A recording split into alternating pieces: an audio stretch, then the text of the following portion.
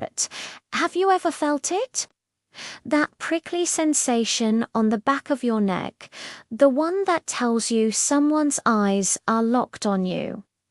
You turn, and sure enough, someone is staring. It's uncomfortable, right? It can feel aggressive, intrusive, or just plain weird. But have you ever stopped to wonder why this simple act of looking at someone for too long is such a major social taboo? It's not like there's a law against it, yet we all instinctively know it's wrong.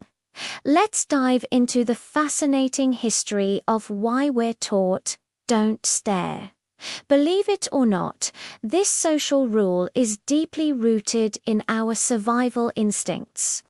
Picture our ancient ancestors on the savannah. In the animal kingdom, a direct, prolonged stare is almost universally a sign of a threat. It's a challenge.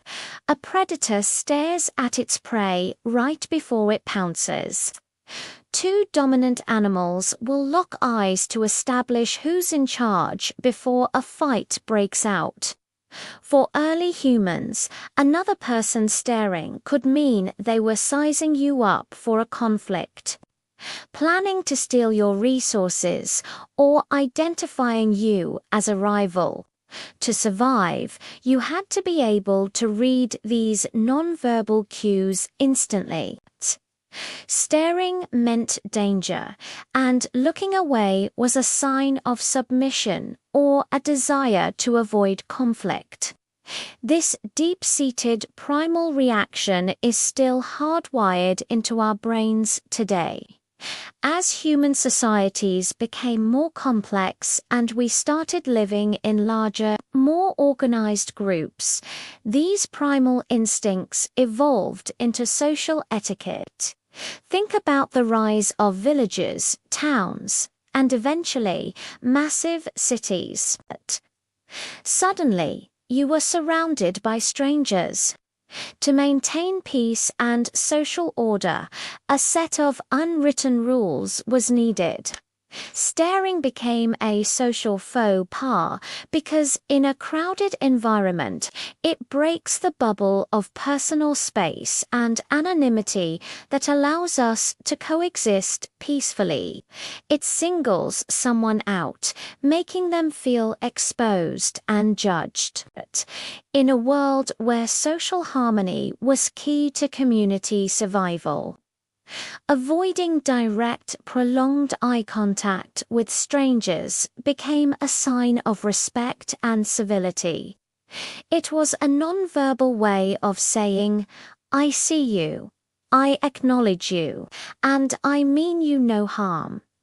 This idea was further solidified by the development of social hierarchies in many historical courts and societies. Staring at someone of a higher social ranker, king, a queen, or a noble, was considered the ultimate sign of disrespect. It was insubordinate. You were expected to avert your gaze, to show deference and humility. To look a superior directly and intensely in the eye was to challenge their authority, an act that could have severe consequences. So the rule of do not stare was also a way to reinforce and respect the established social structure. Lowering your eyes was a sign that you knew your place. In the modern world, these historical and psychological reasons have all blended together. Today, we value personal privacy and individual autonomy more than ever. Staring feels like an invasion of that privacy. It turns a person into an object of scrutiny without their consent. It can make people feel self-conscious about their appearance, their actions, or even just their existence in a public space. We don't know the starer's intent. Are they admiring us, judging us, or thinking something negative? This ambiguity is what creates that intense feeling of discomfort.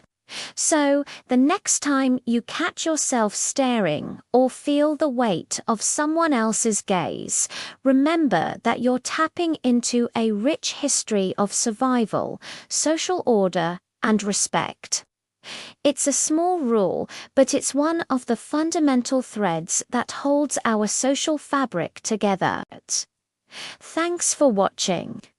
If you found this interesting, give this video a thumbs up and hit that subscribe button for more explorations into the unwritten rules of our world. We'd love to have you as part of our community. See you in the next one.